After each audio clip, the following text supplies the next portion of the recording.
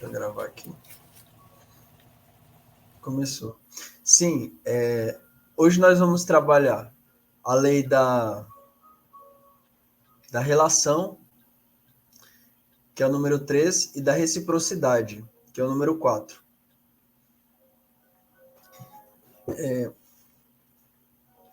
Trabalhar com essas leis, a princípio, é um pouco difícil, pelo menos eu achei um pouco difícil, porque eu estava me sentindo um pouco preso nas nomenclaturas das coisas, nos nomes. E eu ficava com medo de fugir muito disso aí. Mas dá para ter uma abertura por meio dos exemplos. Se eu fico só falando os detalhes da lei, talvez fique mais difícil de entender. Então, acho que os exemplos eles facilitam muito. Aí, o número 1, a gente teve a unidade, né? No número 2, nós tivemos a oposição. Agora, nós vamos ter a relação. Aí, você imagina assim, tem um pontinho, né? A unidade. Aí, tem um pontinho do outro lado, que é a oposição. E entre esses pontinhos existe uma relação, que é o número 3. Essas leis, as 4, são as principais. E elas coexistem. No caso, elas atuam ao mesmo tempo. E é importante destacar o que é, por exemplo, uma relação no sentido de lei eterna e uma relação no sentido de um efeito qualquer como que chama? Da causa ali, do evento ou da pessoa, etc. Vou dar um exemplo. Por exemplo, você está num trabalho. Esse trabalho constitui uma unidade, certo? E a oposição desse trabalho seria estar fora do trabalho. Então, você está em casa, fora do trabalho. Você não ter um trabalho seria uma oposição. Nesse sentido, você tem uma relação. Tipo, para você manter aquele trabalho, você precisa estabelecer uma relação com ele. E essa relação, normalmente, é o quê? Você chega no horário correto, você não falta nenhum dia, você cumpre aquilo que são seus deveres, faz o que esperam que você faça. E aí, desse jeito, você mantém o trabalho. Pronto. Aí, isso é o básico. A partir daí, é com você, no sentido de que existe aí uma possibilidade de, por exemplo, eu quero ser promovido. Aí, nesse caso, é o seu desenrolar, mas a relação com o trabalho ela tem que ser mantida. E aí vai existir nessa relação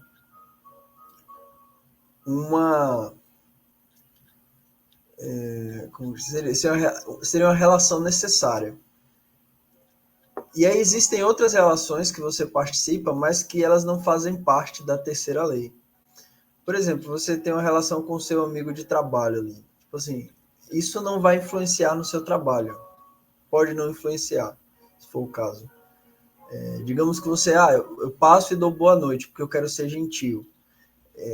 Não necessariamente isso vai te fazer ficar no trabalho. Na verdade, isso às vezes não tem nada a ver, né?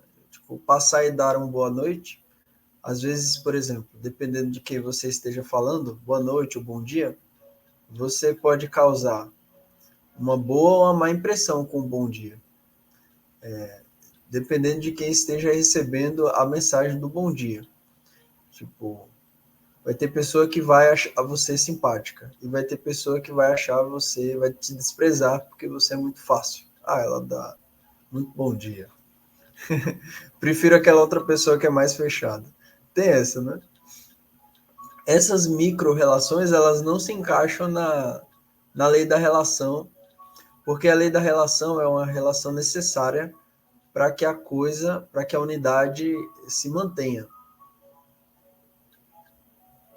Se houver uma atualização de uma potência subversiva, aí nós estaremos ali no número 7, né? Porque nós estaremos rompendo com a harmonia. Só que isso aí a gente vai entrar em detalhes depois.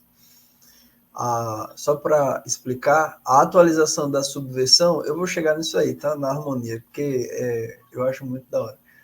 Mas é que toda relação, toda unidade tem fatores potenciais de subversão. Por exemplo, você está no trabalho e aí você recebe uma proposta de trabalho melhor. Só que aquele trabalho, ele existe uma harmonia para que aquela relação que você tem, né, que é a número 3, seja mantida. Aí, se você aceita outra proposta de trabalho, a relação será rompida, né? A harmonia romperá a relação e pronto, você não terá mais aquele trabalho que você tinha antes. Você passará a constituir uma nova, chama atualização, é um novo estado de coisas. Então, aí a gente tem uma ideia de relação, né? E de que essa relação ela pode ser modificada. Eu acho que a explicação do 6, embora eu não quisesse explicar agora, mas ela é essencial, porque a gente vai ter uma ideia de que o rompimento dessa relação vai chegar lá no número 7. Porque o número 7 será a atualização. Por hora, nós vamos ficar até o número 4, que é a inter-relação, né? E tudo isso está dentro até do número 6 ali, porque vamos ter a forma no 5, e no 6 nós vamos ter a harmonia. Mas vamos com calma, uma coisa de cada vez. No casamento, por exemplo, nós vamos ter um tipo de relação que ela, ou no relacionamento amoroso, que ela é diferente de uma relação de amizade, por exemplo. Digamos assim, numa relação de amizade, vale muito mais aquilo que é dito como uma verdadeira amizade, que é idem vel et idem nole, né? Isso é muito conhecido pelos alunos do Olavo de Carvalho, porque ele resume isso em amar as mesmas coisas e rejeitar as mesmas coisas, que ele vai extrair essa frase lá de Santo Tomás de Aquino. Então, numa amizade, é muito importante que os dois estejam olhando para a mesma coisa, digamos, e rejeitando as mesmas coisas. Mas isso não quer dizer que os dois concordarão em tudo. Digamos assim, por exemplo, duas pessoas que gostam de jogar futebol e os dois torcem ou gostam do mesmo time, né? Torcem ou gostam. Mas aí vai ter uma diferença no que, tipo assim, um prefere um jogador, o outro prefere o outro. Ou um prefere jogar numa posição, o outro prefere jogar noutra posição. Isso seria a diferença, mas é uma diferença que ela não sai da ideia de amar as mesmas coisas e odiar as mesmas coisas. A não ser que a gente esteja olhando para um ideal, no sentido de perfeição. Normalmente, essas regras mais elevadas, elas funcionam muito parecido com a Bíblia Sagrada. Nem tudo dá para você aplicar assim, você tem que ter muito cuidado na aplicação. Por exemplo, se você lê lá nas regras, nos 10 mandamentos, que não pode matar, aí e você interpreta ao pé da letra, pô, aquilo não vai dar muito certo, porque e no caso de uma legítima defesa, por exemplo, e no caso de uma guerra, é outro exemplo, né? Tem essa série de questões que a gente percebe que não é tão simples assim. A mera interpretação ao pé da letra.